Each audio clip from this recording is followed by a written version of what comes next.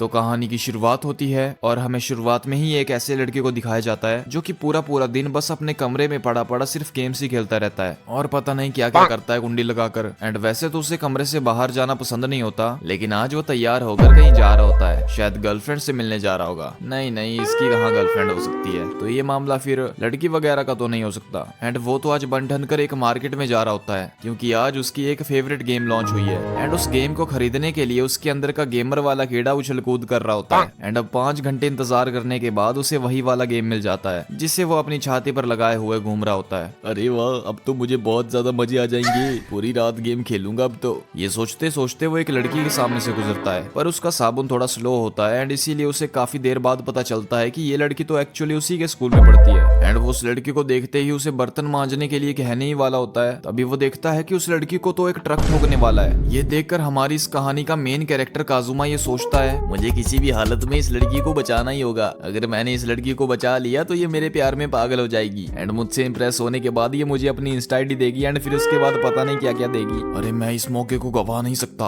And ये सब कुछ सोचने के बाद काजुमा के अंदर का गेमर और अंदर घुस जाता है एंड फिर उसके अंदर का हीरो बाहर निकलता है एंड वो लपक कर उस ट्रक के सामने से उस लड़की को धक्का देकर खुद उस ट्रक के नीचे आ जाता है। एंड वो बेचारा एक लड़की के चक्कर में खुद ही मर जाता है। भगवान ऐसी किस्मत किसी को ना दे। एंड इसके बाद जब काजुमा की आंख खुलती है तो वो खुद को एक अंधेरी भरी दुनिया में पाता है एंड तभी उसके सामने एक क्यूट सी लड़की चल के आ रही होती है एंड वो काजुमा से कहने लगती है, मुझे माफ करिएगा, आपकी इतनी कम उम्र में ही मौत हो गई। ये देखकर मुझे बहुत ही बुरा लगा, पर क्या ही कर सकते हैं, आपके नसीब में यही सब लिखा था। काजुमा उस गॉडेस को पूछने लगता है कि क्या जिस लड़की को मैंने बचाया था वो भी कहीं मर तो नहीं गई? नहीं नहीं काजुमा, वो तो जिंदा है।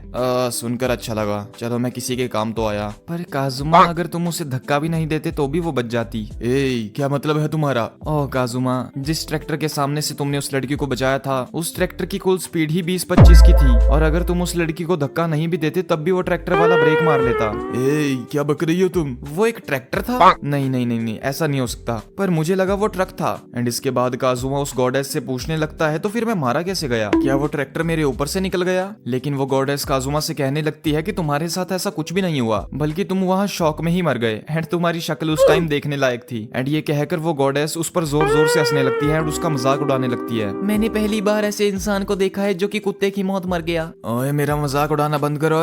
यही नहीं काजुमा, जब तुम्हें हॉस्पिटल लेके जाया गया तो तुम्हारे फेस को देखकर नर्सिस भी हंस रही थी। ओए बकवास बंद करो, मैं कुर्सी फेंक के मार दूंगा। एंड अब वो लड़की कुर्सी के ऊपर से उठती है एंड वो काजुमा से कहने लगती है कि मेरा नाम गॉडेस एक्वा है और जब जापान जैसे देश में तुम्हारे जैसा कोई बेवकूफ लड़का मर जाता है तो मैं उसकी हेल्प करती हूँ। एंड ये कहने के बाद वो गॉडेस एक्वा उसे 2 ऑप्शंस देती है। पहली ऑप्शन तो ये होती है कि वो उसे दोबारा से अर्थ में भेज देगी और दूसरी ऑप्शन वो उसे ये देती है कि वो हमेशा के लिए उसे स्वर्ग में ही रखेगी अपने साथ। एंड ये कहने के बाद वो उसे डराने धमकाने लगती है एंड वो उससे कहने लगती है, जैसा तुम इंसान स्वर्ग को समझते हो ये बिल्कुल भी ऐसा नहीं होता। यहाँ पर तुम्हारे आगे का हिस्सा, पीछे का हिस्सा, पूरा शरीर तुमसे छीन लिया जाएगा। एंड ये सुनकर काजुमा की पूरी ही फट जाती है। ए पागल वागल हो गई है क्या? मैं नहीं चाहता मेरा पप्पू मुझसे कोई छीन ले। तुम एक काम करो, तुम मुझे वापस से अर्थ में भेज दो। ये सुनकर वो गॉडेस उससे कहने लगती है कि तुम्हें गेम्स बहुत पसंद है ना, सो इसीलिए वो काजुमा को एक ऐसे वर्ल्ड में भेजने का डिसाइड करती है जहाँ पर डेविल किंग और उसकी आर्मी ने भोले भाले लोगों पर अपना आतंक जमा कर रखा हुआ है। एंड उस कंट्री में धीरे धीरे करके पॉपुलेशन कम होती ही जा रही है क्योंकि कोई भी वहाँ पर रिइंकार्नेट होकर जाना ही नहीं चाहता, क्योंकि वहाँ का जो किंग डीमन किंग है वो इतना स्ट्रॉन्ग एंड पावरफुल है कि वो एक ही सेकंड में इस पूरे वर्ल्ड को खत्म कर सकता है। एंड वो गॉडेस काजुमा से कहने लगती है, सो इसीलिए हमने ये डिसाइड करा है कि जब भी जापान में तुम्हारे जैसा कोई बेवकूफ लड़का मरेगा तो हम उसे वापस से रिइंकार्नेट करके उसी दुनिया में भेज देंगे। पर मुझे भेजने का वहाँ क्या मतलब है? मुझे तो वो डीमन किंग वैसे ही मार देगा ना। तुम्ही ने तो कहा वो इतना पावरफुल है, तुम्हारी अकल घास चरने गई है क्या? वो गॉडेस काजुमा से कहने लगती है कि मुझे पता है कि तुम्हारे जैसा कोई बेवकूफ जो ट्रैक्टर और ट्रक के बीच में फर्क तक नहीं जानता वो डेविल किंग को कैसे हरा देगा। एंड ये कहने के बाद वो गॉडेस उससे कहने लगती है कि इसीलिए मैं तुम्हें यहाँ से कोई भी एक स्पेशल चीज ले जाने का मौका दूंगी। वो स्पेशल चीज कोई भी हो सकती है, जैसे कोई वेपन या फिर कोई स्पेशल एबिलिटी।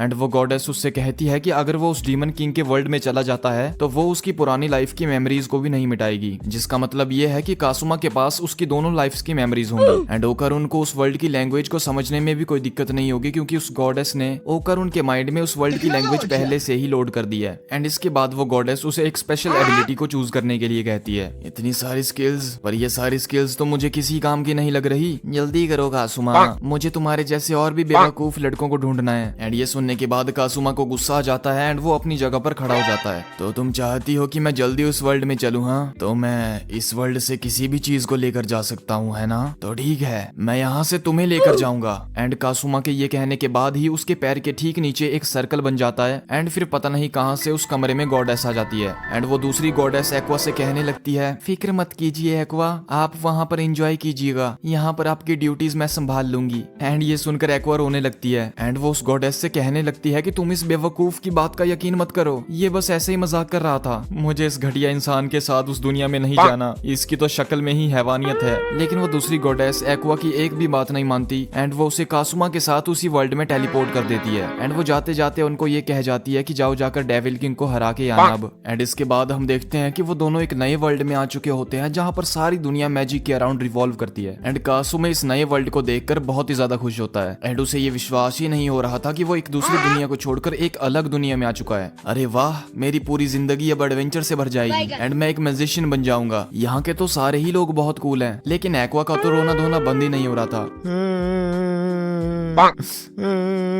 पता नहीं कहाँ फंसा दिया इस पागल बुड्ढे ने मुझे। भगवान करे हम दोनों के ऊपर एक पत्थर गिर जाए और ये पागल मर जाए, मैं बच जाऊं। पागल लड़की ये क्या कह रही है? रोना धोना बंद कर, हमें लोग देख रहे हैं। एंड ये सुनने के बाद वो उसके साथ चिपक के और जोर से रोने लगती है। पागल, तुझे नहीं पता क्या मैं वापस घर नहीं जा पाऊंगी, तेरी वजह से मैं यहाँ फंस कर रह गई। मैं बड़ी मजे से वहाँ पर स्वर्ग में चिप्स खा रही होती, कहाँ तेरे साथ फंस गई मैं आज। एंड ये सुनने के बाद कासुमा उस लड़की को शांत करवाता है। एंड वो उससे कहने लगता है कि अब हम यहाँ पर आ ही गए हैं तो हमें सबसे पहले एक गिल्ड ढूंढनी चाहिए। एंड मुझे ये सब कुछ इसीलिए पता है क्योंकि मैंने ऐसी ही बहुत सारी वीडियो गेम्स खेल रखी हैं जिसमें प्लेयर्स को सबसे पहले गिल्ड्स को ज्वाइन करना होता है एंड उसके बाद इन्फॉर्मेशन गैदर करनी होती है। वो कासुमा, तुम्हें तो बहुत कुछ पता है, तुम तो बहुत कूल हो एंड इसीलिए तुम मुझे गॉडेस नहीं बुलाओगे, तुम मुझे मेरे नाम से बुला सकते हो। तो कासुमा उस गॉडेस से पूछने लगता है कि तुम तो गॉडेस हो, तुम्हें तो पता होना चाहिए कि यहाँ पर गिल्ड कहाँ पर है। लेकिन वो गॉडेस उसके मुंह पर साफ मना कर देती है कि मुझे इन गिल्ड्स विल्ड्स के बारे में कुछ भी नहीं पता। कितनी यूजलेस लड़की है ये। एंड इसके बाद वो दोनों पूरे रास्ते लड़ते झगड़ते फाइनली एक गिल्ड तक पहुंचते हैं। एंड जैसे ही वो लोग उस गिल्ड के अंदर एंटर करते हैं उन्हें सारे लोग घूरना शुरू कर देते हैं। तभी एक पहलवान कासुमा की तरफ देखता है एंड वो उससे पूछने लगता है, ओए तुम कौन हो? मैंने तुम्हें पहली बार यहाँ पर देखा है। एंड ये जो अजीब सी लड़की तुम्हारे सामने खड़ी है, ये कौन है? वो भाई साहब, हम इस टाउन में नए नए हैं ना, हम बहुत दूर से चलकर आए हैं। मैं आप सभी को डेविल किंग के आतंक से आजाद करवाने के लिए आया हूँ। अबे पागल, तुझ में अकल वकल तो है? तेरा माथा फिर गया है क्या? खुद तो डेविल किंग के हाथों से मरेगा, हमें भी मरवाएगा। चुपचाप गिल्ड विल्ड को ज्वाइन कर और यहाँ से निकल ले, डेविल किंग को हराना तेरे बस की बात नहीं है। एंड अब इतनी सारी गालियां एक साथ सुनने के बाद वो गिल्ड ज्वाइन करने के लिए एक काउंटर पर जाते हैं। एंड कासुमा उस लड़की से कहता है कि हम दोनों को गिल्ड ज्वाइन करनी है। तो वो लड़की कासुमा से कहती है तो कर लो ना, मैंने कौन सा रोक रखा है, पर इसके लिए तुम्हें रजिस्ट्रेशन फीस देनी पड़ेगी। एंड अब कासुमा के पास कोई पैसे नहीं होते एंड इसीलिए वो उस गॉडेस की तरफ देखने लगता है। सुनो, क्या तुम्हारे पास कुछ पैसे हैं? नहीं तो मेरी इस लड़की के सामने बेइज्जती हो जाएगी। मेरे पास तुम्हें देने के लिए कोई पैसे नहीं है, भाड़ में जाओ तुम। एक तो तुम ऐसे अचानक से मुझे यहाँ पर खींच के ले आए एंड इसके बाद मुझसे पैसे मांग रहे हो। कितनी बेकार लड़की है रे ये, भगवान मैं इस लड़की का क्या करूं। एंड इसके बाद वो बैठे बैठे सोचने लगते हैं कि जब तक हमारे पास पैसे नहीं होंगे हमारी एंट्री गिल्ड में नहीं हो पाएगी। ये सुनने के बाद वो गॉडेस एक्वा कासुमा से कहने लगती है, तुम तो बिल्कुल यूजलेस हो, देखो अब मैं क्या करती हूँ। एंड ये कहने के बाद वो अपने बेंच पर से उठती है एंड सीधा जाकर एक प्रीस्ट के पास जाकर खड़ी हो जाती है। एंड वो उस प्रीस्ट को कहने लगती है कि मेरा नाम एक्वा है एंड तुम लोग मेरी ही पूजा करते हो एक्चुअली, प्लीज हमें थोड़े पैसे दे दो, हमने 3 दिन से कुछ नहीं खा रखा, हमें यहाँ आए 2 दिन हो गए हैं। माफ करना, लेकिन मैं दूसरे गॉड की पूजा करता हूँ, तुम्हारी नहीं। एंड ये सुनकर उस गॉडेस की बेइज्जती हो जाती है एंड वो वहाँ से जाने लगती है। लेकिन वो प्रीस्ट उसे रोक कर कहने लगता है कि भगवान वगैरह की बातों को छोड़ो, मुझे पता है तुम रजिस्ट्रेशन फीस नहीं दे सकती। एंड इसीलिए वो अपनी जेब से कुछ गोल्ड कॉइन निकालता है एंड वो उन गोल्ड कॉइन्स को एक्वा को दे देता है। एंड इससे पहले एक्वा की कोई और बेइज्जती हो, एक्वा इन गोल्ड कॉइन्स को उठाती है एंड चुपचाप वहाँ से उठकर कासुमा के पास आ जाती है। एंड वो कासुमा से कहने लगती है मेरी तारीफ कर रहा था और कुछ नहीं, लेकिन साथ में उसकी आंखों से आंसू भी आ रहे होते हैं। एंड इसके बाद वो रजिस्ट्रेशन करवाने के लिए उसी गिल्ड वाली लड़की के पास आ जाते हैं एंड वो कहते हैं अब हमारे पास गिल्ड में ज्वाइन होने के लिए पूरा पैसा है, तो हमें ज्वाइन करवा दो प्लीज। एंड वो लड़की उनसे पैसे लेकर उनको उनकी क्लास के बारे में बताने लगती है कि जैसे जैसे तुम्हारा लेवल बढ़ता जाएगा तुम्हें और नए नए मिशंस पर भेजा जाएगा जिससे तुम्हारे लिए पैसा कमाना बिल्कुल आसान हो जाएगा। एंड वो लड़की कासुमा को एक नीले गोले पर हाथ रखने के लिए कहती है एंड जैसे ही कासुमा उस नीले क्रिस्टल पर हाथ रखता है तो वो नीला क्रिस्टल अजीब तरह से घूमना शुरू हो जाता है। एंड वो नीला क्रिस्टल थोड़ी ही देर के बाद कासुमा के सारे स्टैट्स बनाकर कर रेडी कर देता है। मैं तो बहुत तगड़ा एडवेंचरर बनूंगा एंड इसके बाद मुझे कोई भी नहीं हरा पाएगा। लेकिन जैसे ही वो लड़की उसका गिल्ड कार्ड उठाकर देखती है तो उसके सारे स्टैट्स एवरेज ही होते हैं, जिसे देखकर वो गिल्ड वाली लड़की कासुमा से कहने लगती है कि तुम्हारे स्टैट्स एडवेंचरर बनने लायक नहीं है, तुम किसी मर्चेंट क्लास में भर्ती हो जाओ, क्योंकि मैं नहीं चाहती तुम मॉन्स्टर्स के हाथों मारे जाओ। पर जैसे जैसे तुम लेवल अप करते जाओगे तुम्हारे लिए और नई नई क्लासेस ओपन होती जाएंगी, पर अभी के लिए तो तुम्हारे पास यही क्लास है। एंड इसके बाद बारी एक्वा की होती है एंड वो जाकर उस क्रिस्टल पर अपना हाथ रखती है एंड उसके स्टैट्स को देखकर वो गिल्ड वाली लड़की बिल्कुल हैरान हो जाती है एंड वो कहने लगती है तुम्हारी सारी स्किल्स तो अबव एवरेज हैं, लेकिन तुम्हारा लक बिलो एवरेज है। लेकिन इससे कोई फर्क नहीं पड़ता क्योंकि तुम्हारी सारी की सारी स्किल्स अबव एवरेज हैं। तुम्हें तो कोई मेज नहीं, उसके लिए दिमाग चाहिए, तुम्हें तो एक विजार्ड बन जाना चाहिए। इसके अलावा तुम आर्च प्रिस्ट, स्वॉर्ड मास्टर कुछ भी बन सकती हो। मुझे पहले से ही पता था। सुन रहे हो ना कासुमे, मैं आफ्टर ऑल एक गॉडेस जो हूँ। तो सुनो लड़की, मेरी पहले हेल्प एक प्रीस्ट ने करी थी तो मैं आर्च प्रीस्ट बनना चाहती हूँ। एंड वो गिल्ड वाली लड़की उस गॉडेस को बताने लगती है कि आर्च प्रीस्ट हीलिंग मैजिक भी कर सकते हैं, तो जब भी तुम्हारे पार्टनर को चोट लगेगी तो तुम उसे बड़ी ही आसानी से हील कर सकती हो। एंड उसकी स्किल्स इतनी ज्यादा अच्छी होती हैं कि वो वहाँ पर गिल्ड ऑफिस में छा जाती है एंड सभी लोग उसकी तारीफ करने लगते हैं। एंड इसके बाद वो दोनों काम पर लग जाते हैं, जहाँ पर हम देखते हैं कि कासुमा पूरा दिन काम कर रहा होता है लेकिन उसे दिहाड़ी में फूटी कौड़ी तक नहीं मिलती। इस जिंदगी से तो बढ़िया मौत ही है। साले कुत्ते के बच्चे हैं सारे के सारे। मैं तो चला। वो दोनों पूरा दिन काम करते हैं एंड रात में एक तबेले में घास के ऊपर चादर बिछाकर सो जाते हैं, जिनमें एक्वा तो बस नाम का ही काम कर रही होती है, पर कासुमा उन लोगों ने तो इसकी बैलगाड़ी बनाकर रखी होती है। लेकिन वो अपनी इस लाइफ को एंजॉय भी बहुत कर रहे होते हैं एंड पूरा दिन थके होने के बाद वो फिर से तबेले के घास पर गद्दा बिछाकर सो जाते हैं। कौन है रे, मार दूंगा। क्या हुआ कासुमा, कोई बुरा सपना था क्या? तुमने सोने से पहले बाथरूम नहीं किया? ओह यही बात होगी, बाहर अंधेरा भी तो है। चलो आओ मैं तुम्हें बाहर बाथरूम करवा के लाती हूँ। दूर हट मेरे से। एंड ऐसे ही रोजाना काम करते हुए उन्हें एक दिन रियलाइजेशन होने लगती है कि हम यहाँ पर मजदूरी करने के लिए तो बिल्कुल नहीं आए हैं एंड उन्हें जल्दी से जल्दी डीमन किंग को मारकर इस शहर को उसके आतंक से आजाद करवाना होगा। लेकिन फिर वो सोचने लगते हैं कि हमारे पास तो कोई स्किल्स भी नहीं है एंड हम दोनों को लेवल 1 है, हम भला इतने बड़े डीमन किंग को कैसे हरा पाएंगे, वो तो हमारी चटनी बना देगा। लेकिन एक्वा उससे कहने लगती है कि तुम मुझे भूल रहे हो, मेरे पास तुम्हारे से ज्यादा मैजिकल पावर्स हैं, तो तुम चाहती हो कि मैं एक लड़की पर विश्वास करूँ? हाँ तुम भूल रहे हो कासुमे कि मैं कौन हूँ। एंड वो वाला दिन बीत जाता है एंड इसके बाद हम देखते हैं कि कासुमा की आंख फिर से उसी तबेले में खुलती है। यहाँ आने के बाद तो मेरी लाइफ बिल्कुल झंड हो चुकी है, मुझे तबेले में सोना पड़ रहा है। तबेले में कौन सोता है यार? और जरा इसे तो देखो कैसे फैल के सो रही है जबकि दोपहर के 12 बज गए हैं। एंड इसके बाद एक्वा भी उठ जाती है एंड एक्वा के उठने के बाद कासुमा एक्वा से पूछता है कि आज तो हम किल क्वेस्ट पर जाने वाले थे ना, उसका क्या हुआ? वो मैं कल रात काम करके थोड़ी थक गई थी ना, इसीलिए थोड़ा आराम कर रही थी। अभी भी मैं थोड़ी देर के बाद सो जाऊंगी। पर तुमने तो कहा था कि ये शहर बहुत ही ज्यादा खतरे में है क्योंकि डेविल किंग ने इस पर कब्जा कर रखा है और वो यहाँ के लोगों को परेशान कर रहा है। अरे कासुमे फिक्र मत करो, ये शहर डेविल किंग के कार्सल से बहुत दूर है, डेविल किंग यहाँ पर नहीं आ पाएगा। एंड इसके बाद वो किल क्वेस्ट पर जाने के लिए कुछ सस्ते सस्ते वेपन्स लेते हैं, जिसके बाद वो रेडी हो जाते हैं। जिसके बाद हम देखते हैं कि वो दोनों बहुत ही ज्यादा बड़े घास के मैदान में होते हैं एंड कासुमा के पीछे एक बहुत बड़ा फ्रॉग बड़ा होता है। एक्वा सुनो, मेरी मदद करो, ये अजीब सा प्राणी है, जो भी है मुझे मार डालेगा। लेकिन दूसरी तरफ एक्वा की हंसी नहीं रुक रही होती है। अरे मैं हंस के पागल हो जाऊंगी।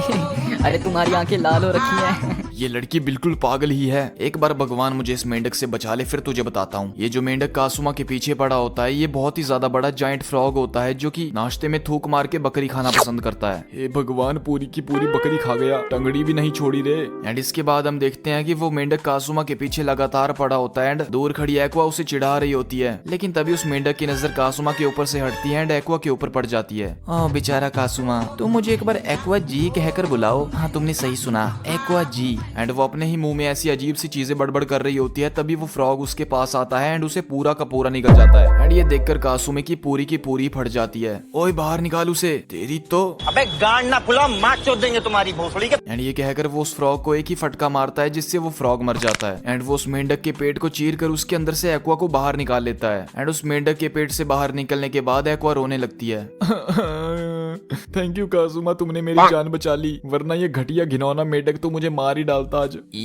अरे यार, इसके अंदर से तो गोबर जैसी बदबू आ रही है। दूर हट मेरे से। हाँ उधर खड़ी होके बात कर। कासुमा जरा मेरी हालत को तो देखो, मैं इस हालत में विलेज में कैसे जाऊंगी? मेरे इतने सारे फॉलोवर्स हैं इस विलेज में, वो सब क्या सोचेंगे कि इस मेंढक ने पता नहीं मेरे साथ क्या किया होगा।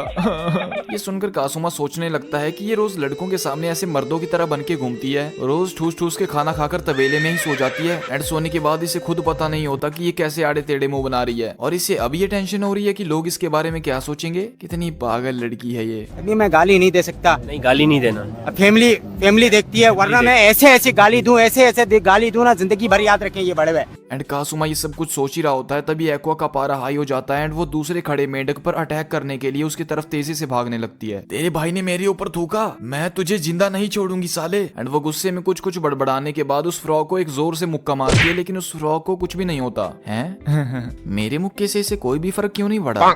कितना गोलू मोलू फ्रॉग है ना। चलो मैं चलती हूँ अब। अरे मैडम जी, जहाँ कहाँ रही हो, जरा इधर तो आओ थोड़ी सी। एंड वो दूसरा फ्रॉग भी उसे फिर से अपने मुंह के अंदर भर लेता है। ओए छोड़ दे उसको, वो कोई नूडल है क्या? बाहर निकाल उसे घटिया मेंढक। एंड इसके बाद हम शाम का सीन देखते हैं, जहाँ पर वो दोनों उस मेंढक को बेचकर 5000 रुपए कमा लेते हैं। तभी एक्वा कासुमा से कहने लगती है कि शहर में तो बहुत सारे मेंढक हैं एंड हम उन सारे मेंढकों को एक साथ नहीं मार पाएंगे, हमें अपने साथ कुछ और साथी चाहिए होंगे। अरे यार तुम्हारा दिमाग तो ठीक है, तुम खाना ठूसती ठूसती कुछ भी कही जा रही हो। हमारे साथ कौन ही आना चाहेगा? हम एक लेवल 1 के एडवेंचरर हैं जिनके पास लड़ने के लिए हथियार तक नहीं है। तुम बार बार ये क्यों बोल जाते हो कि तुम्हारी पार्टी में मैं भी हूँ? सुनो, मैं एक आर्च प्रीस्ट हूँ एंड लोग मेरी पार्टी में आने के लिए एक दूसरे का खून तक कर सकते हैं। और देखना, एक बार हमारा नाम हो गया तो लोग मेरी पार्टी में आने के लिए तरसेंगे। एंड वो इतनी बड़ी बड़ी बातें फेंक रही होती है कि उसकी इन बड़ी बड़ी बातों को सुनकर कासुमा बिल्कुल सदमे में ही पहुंच जाता है। एंड वो अपनी टीम में मेंबर्स जोड़ने के लिए एक प्लान बनाते हैं एंड वो गिल्ड के बाहर कुछ पोस्टर्स चिपका देते हैं। एंड वो फिर गिल्ड के अंदर बैठकर लोगों का इंतजार करने लगते हैं। एंड उन्हें बैठे बैठे वहां पर आधा दिन बीत जाता है एंड वहां पर कोई भी नहीं आता। तभी कासुमा एक्वा से कहने लगता है कि तुम्हें अपने स्टैंडर्ड्स थोड़े लो रखने चाहिए थे।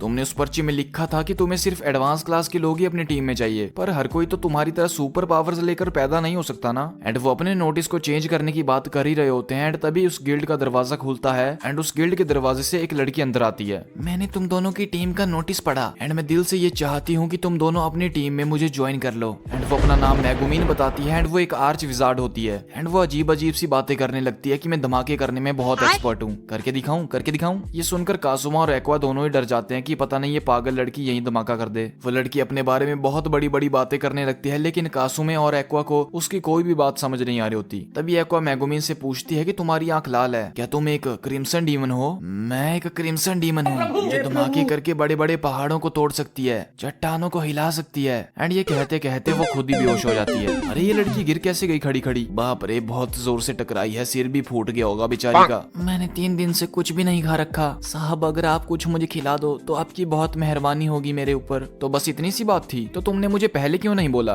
मगर तुम्हारी आंख पे ये पट्टा सा क्यों बांध रखा है तुमने? अगर तुम्हारी ये आंख खराब हो चुकी है तो कोई बात नहीं, मेरी ये दोस्त एक हीलर है एंड ये हीलिंग मैजिक करना काफी अच्छे से जानती है, ये तुम्हारी आंख को सही कर देगी। अरे नहीं, ये कोई ऐसा वैसा पट्टा नहीं है, ये पट्टा एक्चुअली में मेरी पावर्स को कम करता है, और अगर एक बार मैंने ये पट्टा खोल दिया तो पूरी दुनिया में कयामत आ जाएगी। तुम्हें क्या लगता है? नहीं, तुम्हें क्या लगता है हम पागल है? कब से तुम कुछ भी फेंके जा रही हो? एंड ये कहने के बाद वो उसकी आंख के पट्टे को जोर से खींचता है एंड उसको फिर छोड़ देता है। मेरी आंख बोड़ दी रे। ओह, मुझे माफ करना, पर तुम मुझे ये बताओ कि तुम्हारा नाम इतना अजीब क्यों है? मेरा नाम कोई अजीब नहीं है, जहाँ पर मैं रहती हूँ वहाँ पर लोगों के ऐसे ही नाम होते हैं। अच्छा ऐसा है क्या? तो फिर तुम्हारी मॉम और डैड के क्या नाम है? हाँ, मेरी मम्मी का नाम यू है और मेरे फादर का नाम ह्यू जाब्रो है। ये नाम सच में होता है या तुमने अभी अभी बनाया है? एंड इसके बाद वो लोग उसे खाना खिलाने के लिए ले आते हैं क्योंकि वो भूख से तड़प रही होती है। तभी एक्वा कासुमा से कहने लगती है कि इस लड़की के स्टैट्स तो बहुत ही ज्यादा हाई हैं। हाँ तुमने सही कहा एक्वा, ये लड़की तो एक्सप्लोजन मैजिक भी कर सकती है।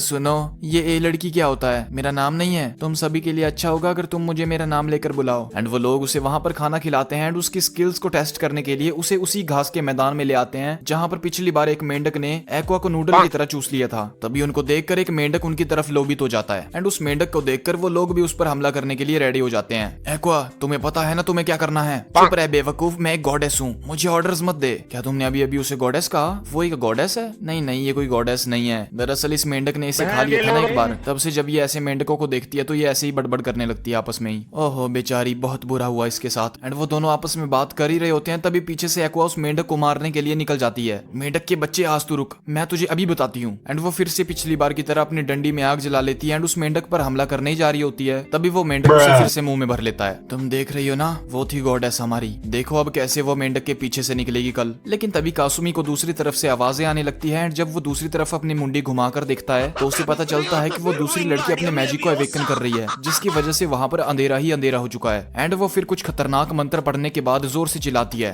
एक्सप्लोजन।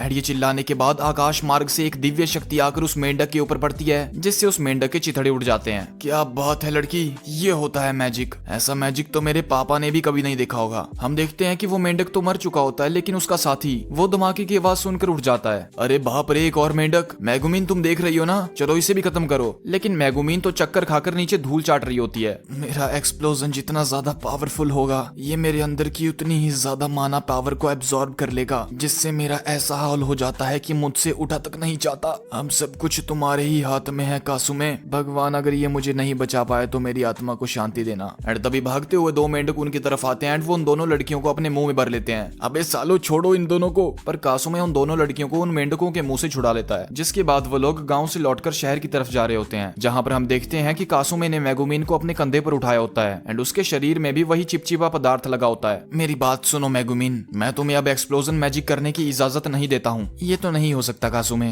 पर क्यों? क्योंकि मैं यही कर सकती हूँ सिर्फ। है तुम्हें कुछ और नहीं आता क्या करना? आता है ना कासुमे, मुझे खाना खाना आता है। अबे यार, पर मैगुमीन अगर तुम्हारा लेवल इतना ही हाई है तो तुम एक्सप्लोजन मैजिक के अलावा और मैजिक भी तो कर सकती हो।